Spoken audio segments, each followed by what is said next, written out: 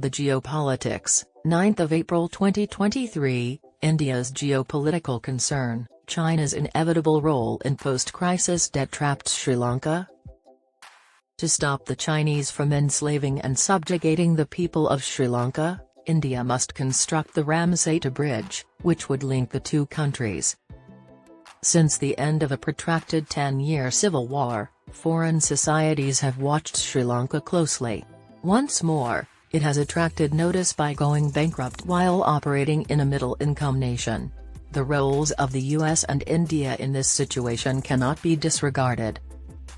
Diverse eminent thinkers, authorities, academics, and journalists from around the globe have diverse perspectives on the current problem. These various interpretations of the political and economic crisis have influenced them. Most people hold China's debt trap policies responsible. China is one of the most significant bilateral creditors in Sri Lanka, responsible for 20% of the country's overall debt. These loans were primarily utilized to fund economically unsound projects, one of the leading causes of the economic crisis, and have given rise to accusations of debt trap diplomacy. Despite these accusations, China increased its cooperation with the island country by investing significantly in various projects, including maritime infrastructure. The Sri Lankan populace blamed Rajapaksa and China for their current situation. The Rajapaksas are accused of misconduct, widespread corruption, poor governance, and misappropriation of government finances and budget. Given the shifting geo-economic and geopolitical landscape, China's role in Sri Lanka is unavoidable.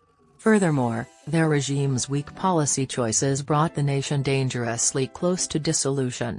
However, journalists, columnists, and diplomats living in Colombo find the China-India match in Sri Lanka quite exciting. India and the US, however, closely monitor any new developments and Beijing's recent actions in the island country. There are significant setbacks due to India's substantial domestic political influence in Sri Lanka, concern for the problems facing the Tamil minority, breaches of human rights, and ongoing pressure to implement the 13th Amendment. Conversely, China focuses on economic relations, expanding the political and strategic sphere while remaining disinterested in Sri Lanka's domestic affairs. Sri Lanka's debt-trapped government and China's financial hegemony, the opposite approach. One of the main conclusions of the US-China Economic and Security Review Annual Report 2022 was that China had funded a strategically important island close to India. The paper also examines the instability resulting from Sri Lanka receiving substantial loans from China, although it does not mention Sri Lanka's strategic exposure to China. In actuality, China has not yet translated its economic relationships into goals in terms of politics and security. On the other hand, China has a significant domestic political influence over political parties in Sri Lanka. China has cleverly transferred the onus of responsibility from the creditor to the borrower. Sri Lanka is to blame for the country's declining foreign exchange reserves and long-term economic mismanagement, unfeasible project plans, and excessive borrowing. However, the fact that succeeding governments have adopted populist policies and mismanaged the economy cannot be avoided. China's involvement in the crisis is implied, and two reasons are closely related. China's entry into Sri Lanka was undoubtedly made possible by the steady flow of supplies and ammunition, the Rajapaksa's defense of human rights abuses against Western nations, the Indian dilemma about war crimes, and the Tamil issue, as well as the ongoing supply of munitions and weaponry. It also developed as a new ally and a complement to the West and India, Shivamurthy, 2022. According to Abhay Gunaskara, 2022, China wants to become a major financier of the Global South to lessen the North's influence. It also seeks to transform the power dynamic by leading the Global South with the GDI and emerging as an alternative power.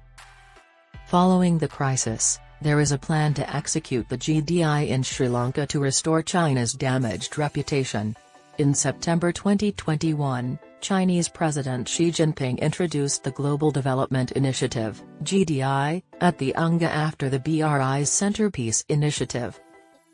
The origin of the problem in Sri Lanka has raised doubts about its ability to maintain economic and political stability, since it could have severe geopolitical effects on other South Asian nations, particularly India.